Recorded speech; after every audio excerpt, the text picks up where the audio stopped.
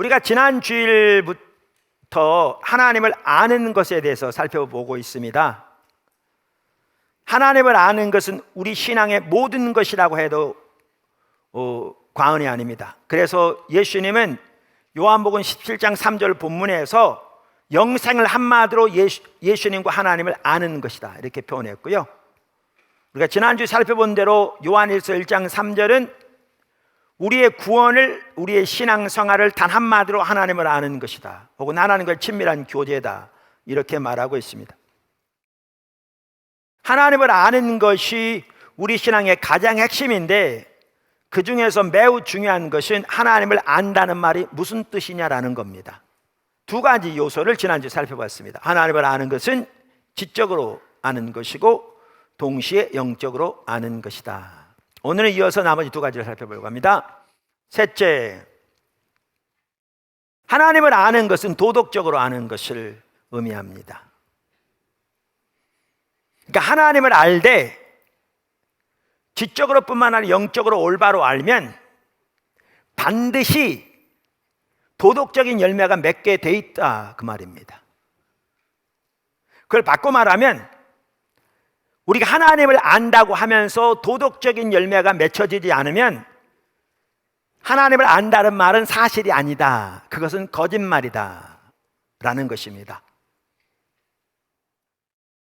우리가 지난주에 말씀드렸습니다마는 하나님에 관한 올바른 성경적인 지식은 뛰어날지 몰라도 영적인 관계 안에서 하나님의 성령의 조명을 통해 살아계신 인격체신 하나님의 성품과 의도를 친밀하게 알지 못하면, 다시 말하면 영적으로 알지 못하면 그것은 진정으로 하나님을 아는 것이 아니기 때문에 삶은 전혀 변화되지 않는다 라는 것을 살펴보았습니다. 그 대표적인 예가 바리새인들입니다.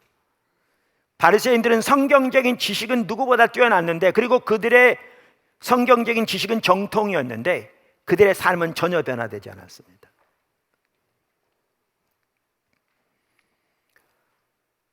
자, 그래서 하나님을 아는 것은 도덕적인 요소를 포함합니다.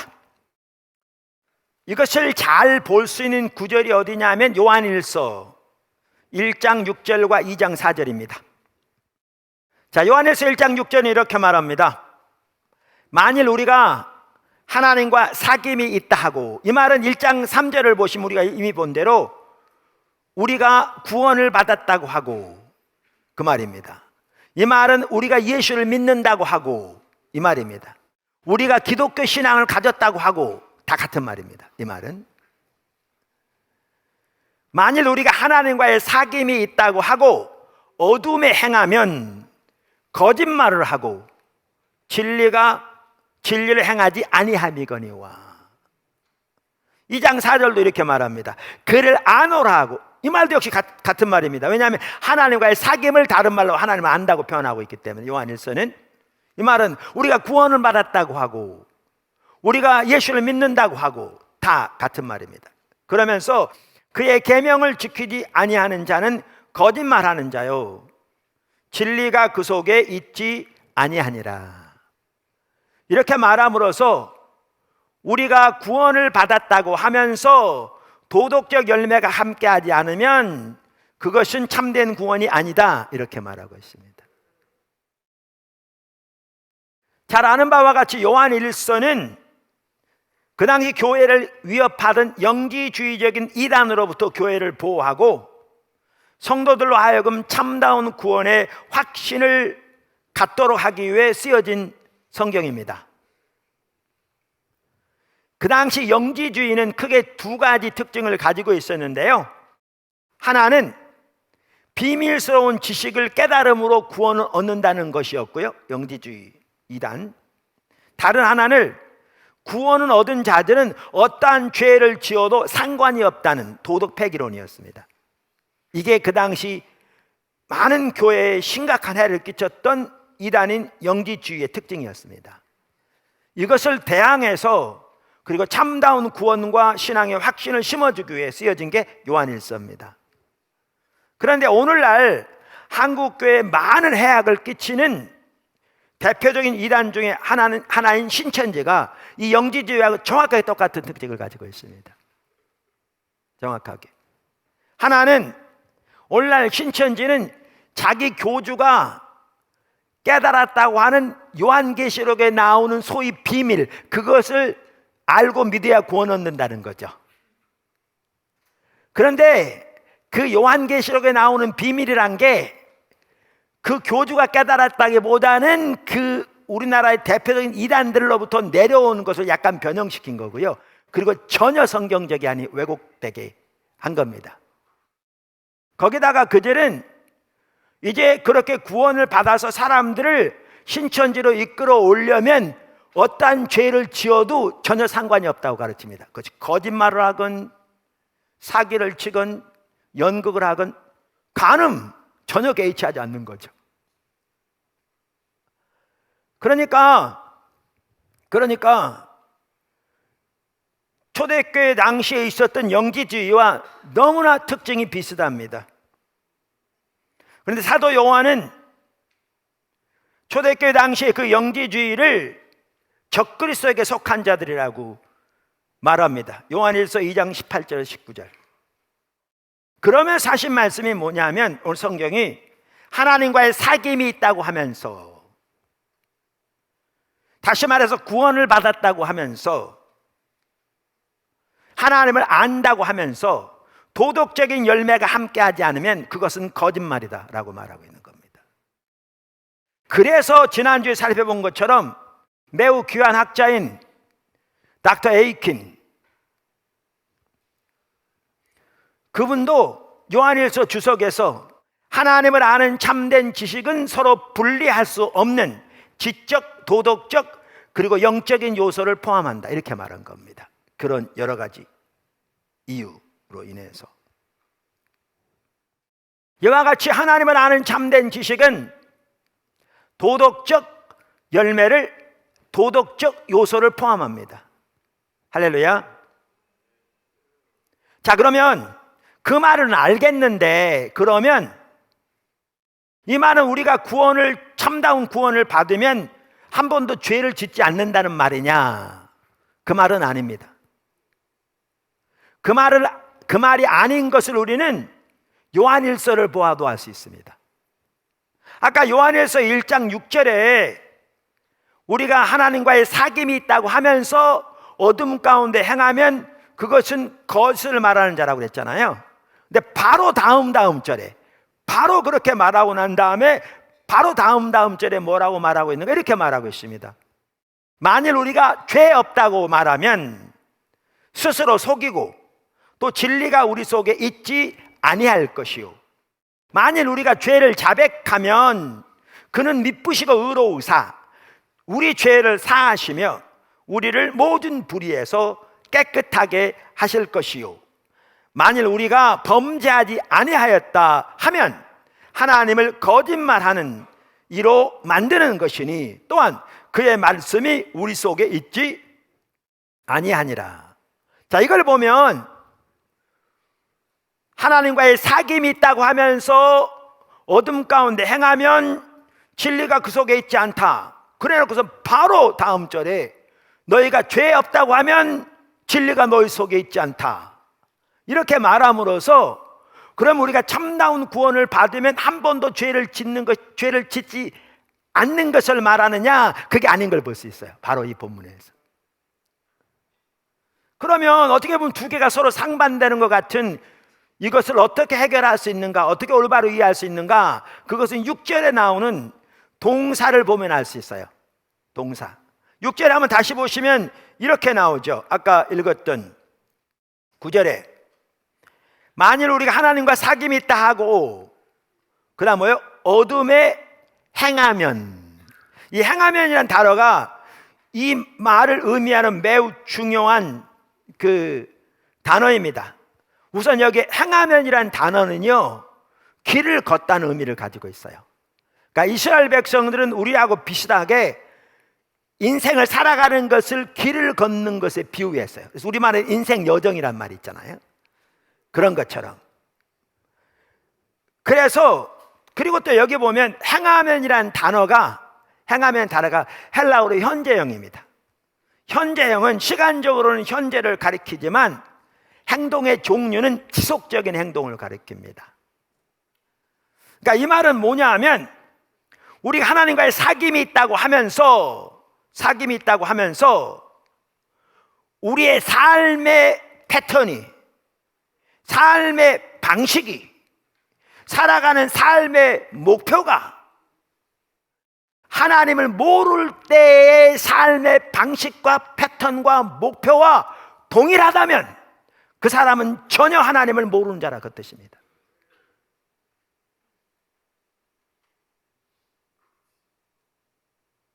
전혀 구원받지 못한 자라.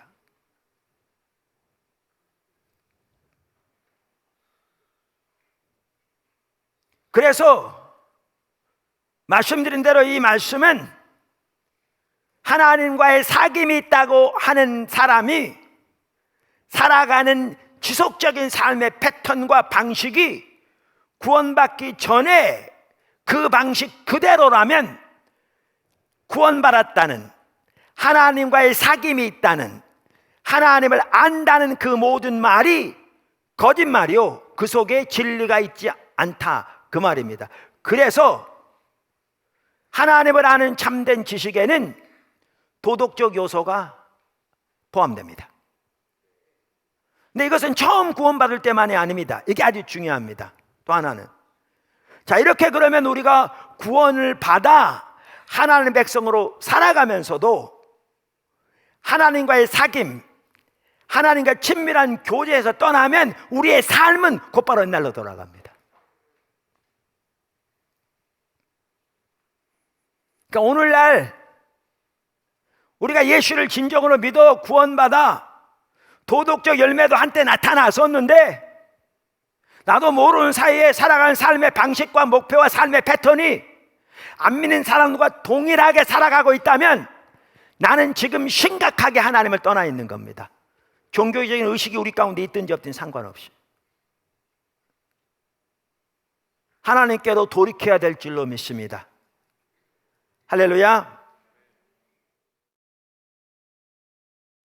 자, 이제 그 다음에 제가 한 가지 더 살펴보려고 합니다. 그게 뭐냐 하면 하나님을 아는 것과 성화. 성화라는 말은 예수님 형상대로 변화되는 걸 말했잖아요. 그래서 그 부분을 살펴보려고 합니다. 자, 성경이 말하는 성화와 관련해서 아주 중요한 구절이 어디냐면 고린도후서 3장 18절입니다. 자, 그럼 고린도후서 3장 18절 이렇게 말합니다. 한번 우리가 반복적으로 올 텐데요. 한번 여기 보시죠. 우리가 다 수건을 벗은 얼굴로 거울을 보는 것 같이 주의 영광을 보며 그와 같은 형상으로 변화하여 영광에서 영광에 이르니 곧 주의 영으로 말미암음이니라. 아멘. 자, 그럼 작은 첫 번째, 성화는 전적으로 성령님의 역사입니다. 할렐루야. 성화는 전적으로 성령님의 역사입니다. 오늘 여기 본문을 다시, 이 구절을 다시 보시면요, 주의 영광을 보매 우리가 그와 같은 예수님과 같은 형상으로 변화한다, 이렇게 말하고 있습니다. 이 변화라는 단어는요, 예수님이 변화산에서 영광스러운 모습으로 변화된 것처럼 그러한 변화를 말합니다. 그러니까 우리가 변화도 크게 두 가지가 있지요. 하나는 물리적인 변화입니다. 그게 뭐냐면 나무를 잘라가지고 뭐 탁자를 만들거나 의자를 만들 때, 이건 물리적인 변화라고 그러죠. 그러니까 이거는 나무의 속성은 그대로 있는 건데 성질은 그대로 있는 건데 모양만 바꾼 거잖아요. 그 다음 화학적인 변화가 있죠. 그게 뭐냐 하면 나트륨과 염산은 다 독소인데 둘을 합해 놓으면 인간에게 꼭 필요한 소금이 되는 거잖아요. 화학적인 변화죠. 그러니까 바리새인들 같은 경우에는 회칠한 무덤처럼 종교적인 모양은 누구보다 뛰어나게 갖추고 있었습니다. 기도하고 성경 묵상하고 전통적으로 내려오는 종교적인 의식들을 행하고, 그래서 겉으로 보기에는 놀라운 변화의 모습을 가지고 있었습니다. 그런데 그 중심은 전혀 변하지 않았습니다. 예수님께서 탐심과 그러니까 무덤은 그런데 속에 온갖 사람의 썩은 뼈가 있는 것처럼 탐심과 시기와 질투와 미움, 탐욕, 이란 것들이 가득한, 그러니까 이거는 물리적인 변화와 같은 거죠. 모습만 변했는데, 겉모습만 그럴듯한데 중심은 전혀 변하지 않은. 그런데 여기에 보면 예수님의 형상으로 변화된다는 말은 이렇게 겉모습만 변화되는 걸 말하는 것이 아니라 그 중심이 변화되는 걸 말합니다. 삶의 목적과 삶의 방식과 살아가는 방식, 삶에 대한 이해, 삶에 대한 관점, 하나님 중심으로 바뀌어가는 걸 말하는 거죠. 할렐루야. 그러니까 예수님이 변하신 것처럼 우리의 겉으로 보이는 모습이 변화되는 게 아니라 우리의 중심에서부터의 변화를 말하는 겁니다. 마음이 새롭게 된다고 말한 것처럼 우리의 중심, 우리의 마음이 변화되는 걸 말하는 거죠. 거기서부터. 자, 그래서 여기서 참 우리가 중요한 게 뭐냐 하면요, 우리가 참된 영성만 하더라도 어떻게 이해하느냐가 매우 중요합니다. 참된 영성만 하더라도. 어떤 사람들은 참된 영성을 성수주의라고 11조하고 전도하고 기도하고 혹은 술 안 먹고 담배 안 피고 욕 안 하고 제사 안 지내고 거짓말 안 하는 것으로 이해합니다. 뭐 이런 것들. 자, 이것들이 다 중요합니다. 한편으로. 그리고 하나님과 올바른 관계 안에 있는 사람들에게 맺혀질 열매들입니다. 또 우리들에게 이러한 열매가 필요하죠. 근데 이 자체가 참된 영성은 아닙니다. 이러한 자체를 참된 영성으로 이해하는 사람들이 누구였느냐? 바리새인들이었습니다. 바리새인들은 정해진 규칙을 누구보다 잘했거든요.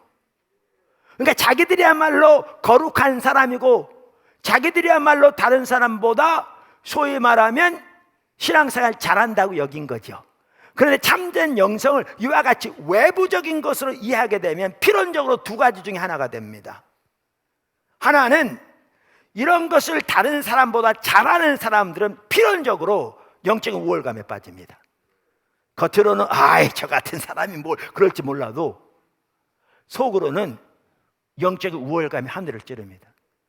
그리고 이렇게 하지 못한 사람들을 판단합니다. 집사라는 사람이 아직까지 저러고 있어. 목사들이 문제야. 오이커스 리더가 왜 저 모양이야.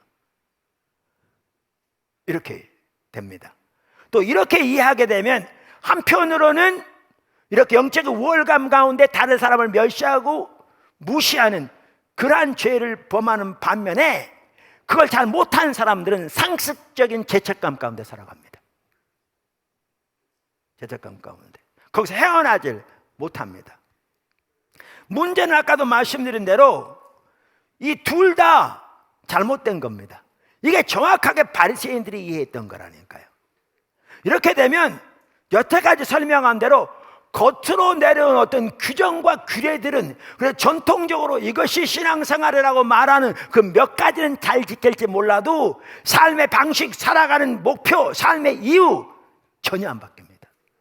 여러분 성경에 보면 탐심을 우상숭배라고 말하고 있고요, 세상 사랑이 하나님의 원수되라는 거라고 말하고 있고요, 이득을 추구하는 자는 일만하게 뿌리라고 말하고 있는데 오늘날 예수 믿는 사람 중에 그 탐심이 공중에 먼지만큼 가득한 거 아세요? 그러면서 아까 그 몇 가지 지키면 거룩하다고 생각하는, 회칠한 무덤과 같다고 하신 말씀이 그대로 적용되는 거죠. 그대로 적용되는 거죠.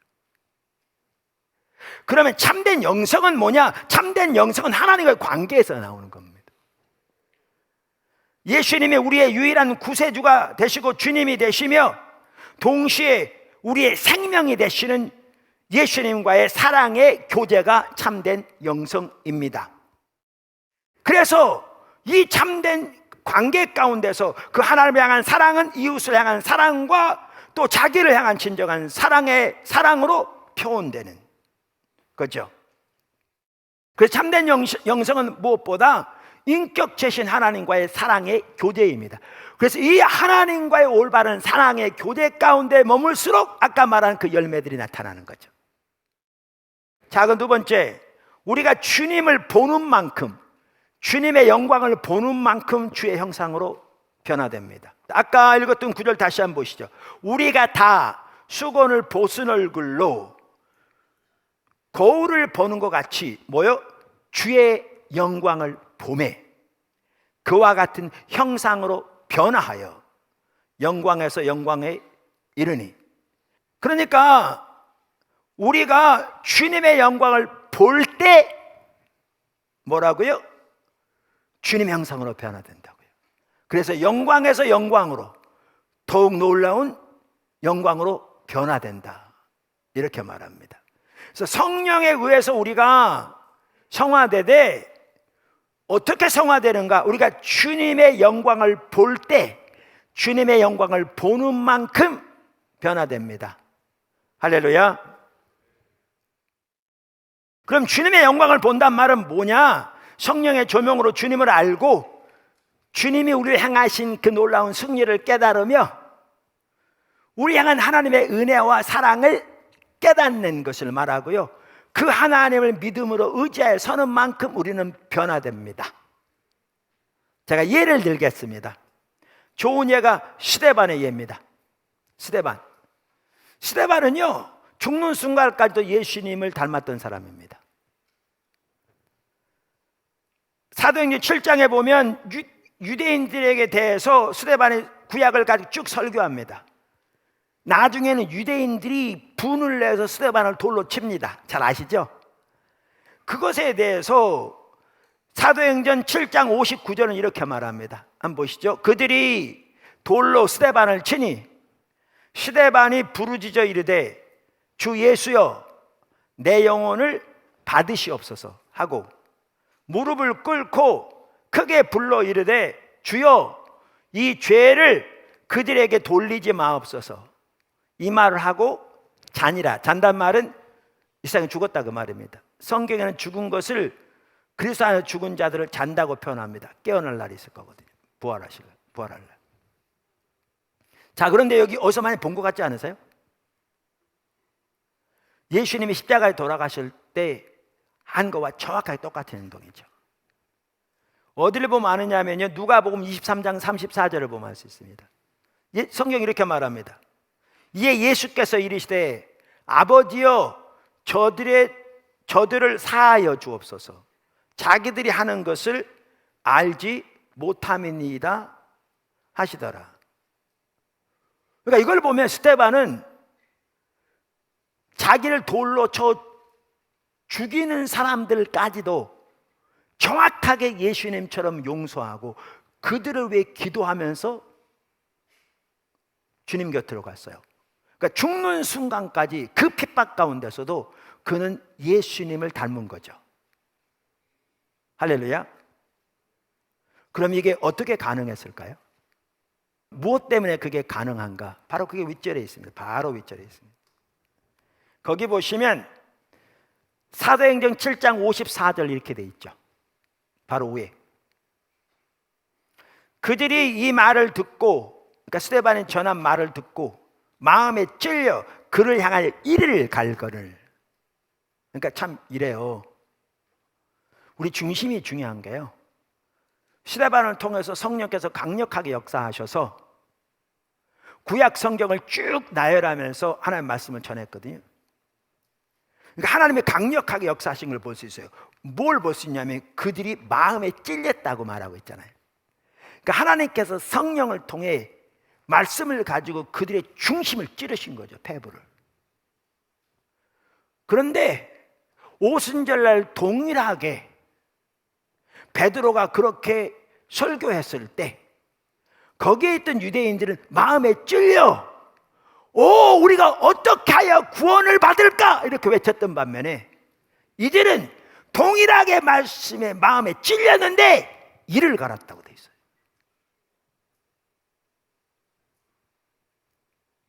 그러니까 오늘날도 똑같아요.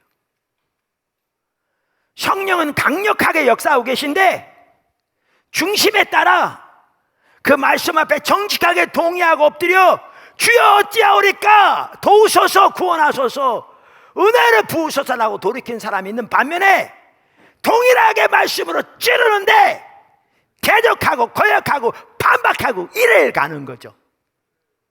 똑같습니다. 자, 여기에 보면 이를 갈건을 그 다음 절에 보십시오. 스데반이 성령 충만하여 하늘을 우러러 주목하여 하나님의 영광과 예수께서 하나님 우편에 서신 것을 보고, 그러니까 성령이 충만해져서 하나님이 핍박당하는 스데반에게 은혜를 베푸셔서 성령으로 충만케 하시고 그의 영적인 눈을 열으셔서 하나님의 보좌의 영광을 보게 하시고 예수님이 하나님 보좌 우편에 서신 것을 보게 하신 거죠. 성경에 보면 하나님께서 예수님을 죽은 자 가운데 살리셔서 모든 정사 권세보다 훨씬 뛰어나게 하나님 보좌 우편에 앉히셨다고 되어 있는데, 여기에 보니까 보좌 우편에 서 계신 예수님의 영광을 보게 하신 거죠. 그랬더니 말하되 보라 하늘이 열리고 인자가 하나님 우편에 서신 것을 보노란데, 그랬더니 이들이 달려들어 돌을 쳤거든요. 그랬더니 스데반이 그렇게 그들을 위해 기도했던 거거든요. 왜 그게 가능한 줄 아십니까? 하나님의 영광을 보았기 때문에요. 하나님을 아는 지식이 참된 지식이면 도덕적 열매를 포함하게 돼 있고요.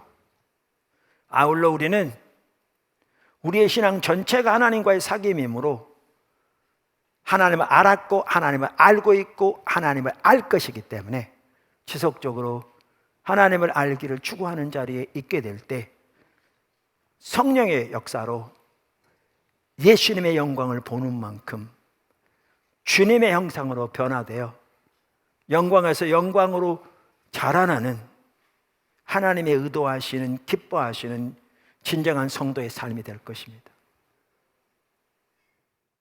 네 번째, 지난주에 네 번째 마지막입니다. 하나님을 아는 것은 경험적으로 아는 것을 포함합니다.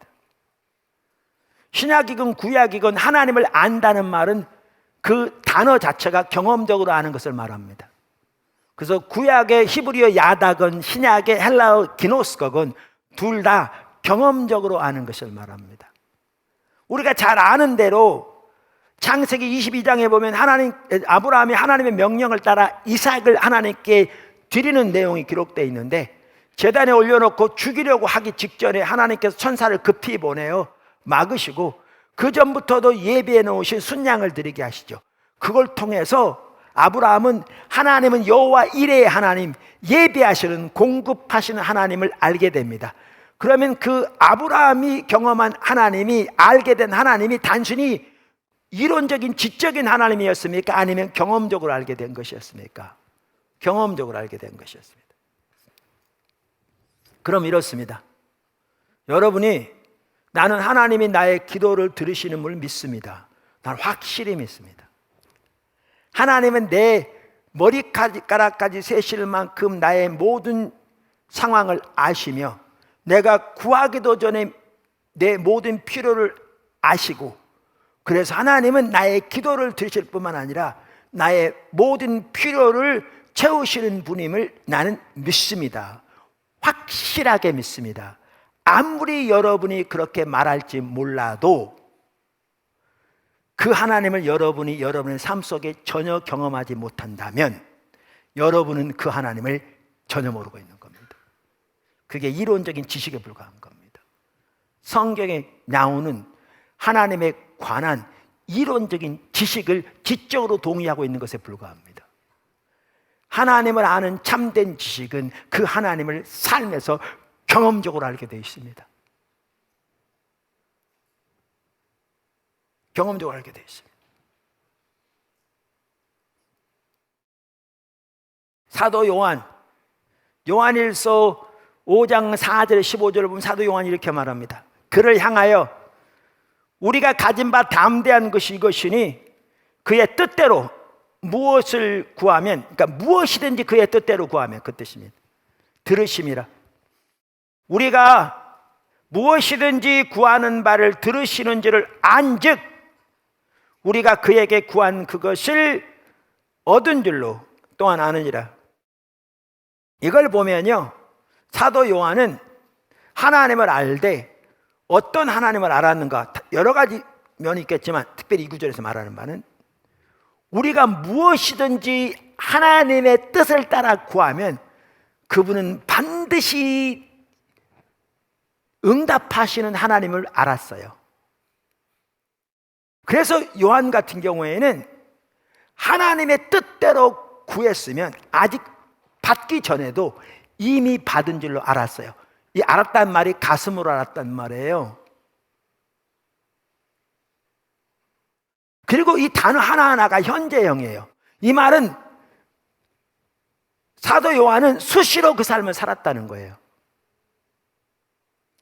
우리도 우리가 하나님의 뜻대로 구하면 하나님이 들으시는 분임을 알죠. 근데 그것이 이론적인 지식에 불과하다면 실제 삶에서는 그렇게 하나님을 의지할 수 없을 뿐만 아니라 그 하나님을 전혀 경험하지 못하죠. 다 지적인 지식에 불과한 거죠.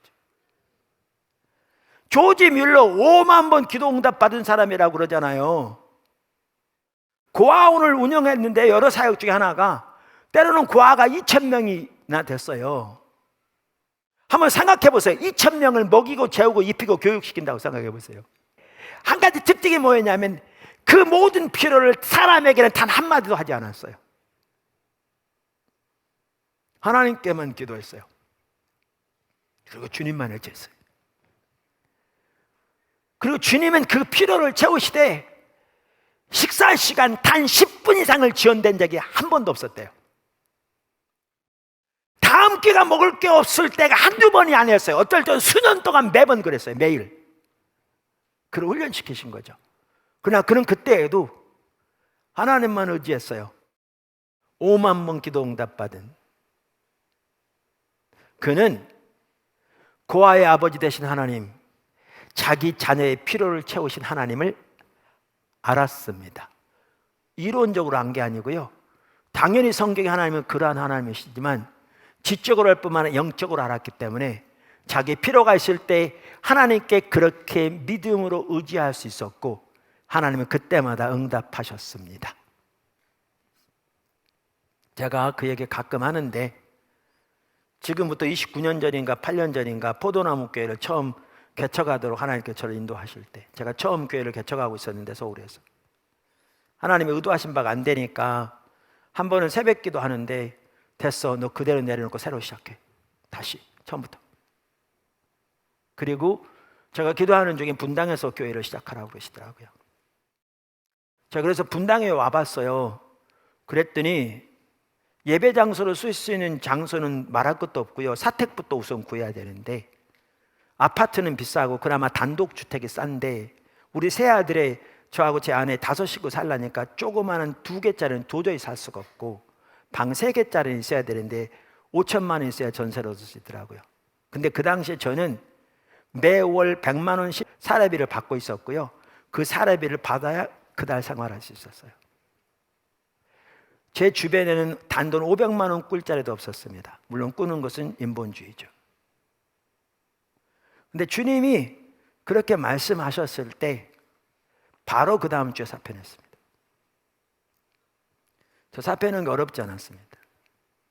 왜 어렵지 않았냐면 닥터 에이킨이 말한 것처럼 하나님을 아는 참된 지식은 영적인 참 하나님과 영적인 관계 안에서 삶을 살아감으로 얻어진다고 그러는데, 그렇게 주님을 구하며 주님의 인도를 따라 순종하는 과정을 통해서 하나님이 저에게 알게 하신 하나님은 그분이 말씀하신 것은 반드시 채우시는 분임을 알게 하셨어요. 성경적인 지식 말하는 게 아닙니다. 당연히 그걸 토대하지만.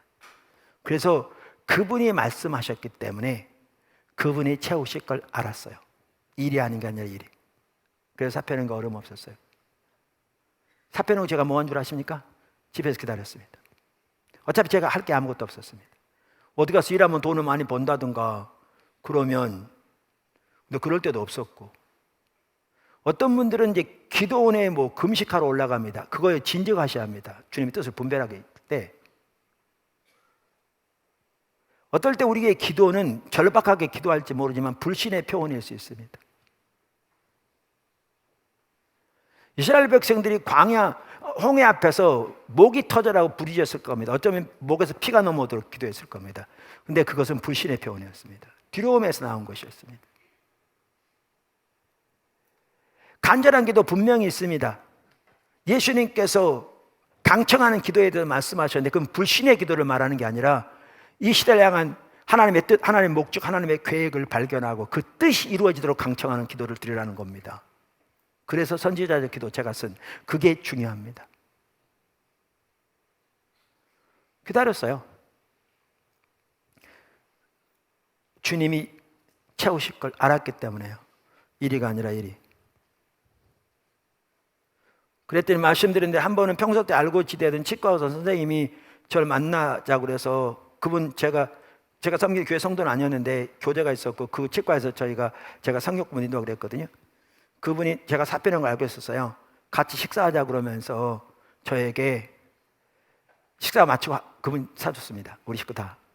그러면서 식사하고 난 다음에 저한테 봉투 하나 주면서 목사님 사택에 쓰세요. 그런데 분명히 목사님 하나님의 축복이 줄 믿는데 사택 마련되면 나중에 그때 돌려주세요. 그래서 제가 뭐라고 하는지 아십니까? 안 받겠다고 그랬습니다. 그래서 왜 안 받느냐고 그러더라고요. 나 하나님 빚지고 싶게 하지 않다. 그랬더니 그 빚지는 게 아니고요. 목사님 이건 없어도 괜찮습니다. 목사님 위해서 사역을 헌금하는 거고요. 근데 하나님 축복 주실 줄 믿는데 그렇게 해서 채워주시면 그때 돌려주시면 제가 다른 데 또 쓰겠습니다. 주의 일에. 그건 얼마든지 하겠다고. 그래서 받아가지고 그 다음 날짜로 분당 와서 사택 계약했습니다. 분당으로 와서 이제 10년 됐을 때 이 건물 2개 지어서 이사하게 되었고 1년인가 2년 후에 사택이 교회에서 마련되게 되었습니다. 제가 그분한테 전화했습니다. 돌려주겠다고. 그랬더니 그걸 지금까지 기억하고 있네요. 안 돌려도 된다고 그러더라고요. 그분 입장이 이해돼요. 아무리 잘 알고 지내지만 개척한다고 3천만 원 그 당시 정말 적지 않은 돈인데 이거 가지고 미국으로 날릴지 어디로 날지 어떻게 알아? 그랬는지 모르지만 안 돌려도 된다고 그러더라고요. 그래서 우리 교회에서 상의해가지고요. 그때 예한교회 건축할 때 그분의 이름으로 3천만 원 그리 보냈습니다. 제가 그분한테 그렇게 하겠다고 말하고. 그리고 하나님은 그 뒤로 여러 차례에 걸쳐 그분이 말씀하신 것은 놀라웠게 채워오셨습니다. 우리가 하나님을 안다면 그 하나님을 삶에서 경험적으로 알게 되어 있습니다. 근데 하나님을 안다고 하면서 실제로 그 하나님을 삶에서 경험적으로 알지 못하면 하나님을 안다는 그 말은 성경적인 지식에 불과합니다. 그건 전혀 하나님을 아는 참된 지식이 아닙니다. 그건 교리적인 지식에 불과합니다. 이미 살펴본 것처럼. 우리 신앙은 하나님을 아는 것입니다. 그게 우리 신앙의 모든 것입니다. 그게 구원, 성화, 믿음, 사역, 영적 전쟁의 승리, 우리 신앙의 모든 면에서 없어서는 안 될 가장 핵심적이고 중요한 것입니다. 그래서 한마디로 영생을 하나님을 아는 것이라고 예수님이 말씀하셨습니다. 하나님을 아는 참다운 이해에 대한 관점에서 여러분은 지금 어떤 상태에 있습니까? 저는 지금 어떤 상태에 있나요? 우리가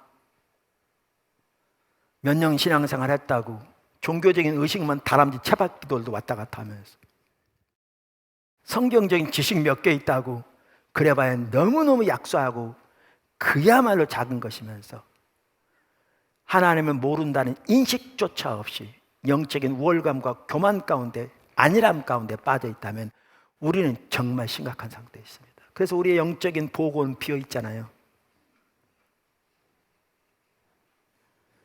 그래서 삼키는 자들을 꾸짖어 우리로 멸망당하지 않게 해달라고 기도한 그 찬양처럼 그런 상태인데, 우리는 라오디게아 교회처럼 나는 부자라 부유하여 부족함이 없다는 안일함 가운데 빠질지 않은지 돌아보셔야 합니다. 그래서 이번 기회에 우리 포도나무 교회 지체들이 가장 기본적인 것에서부터 근본적으로 하나님의 길로 올바로 돌이켜서 올바른 하나님과의 관계 가운데 자라나고 지속적으로 주님 안에 자라나며 유종의 의미를 거두고 그렇게 주와 동행하는 삶이 되기를 주님의 이름으로 축원합니다.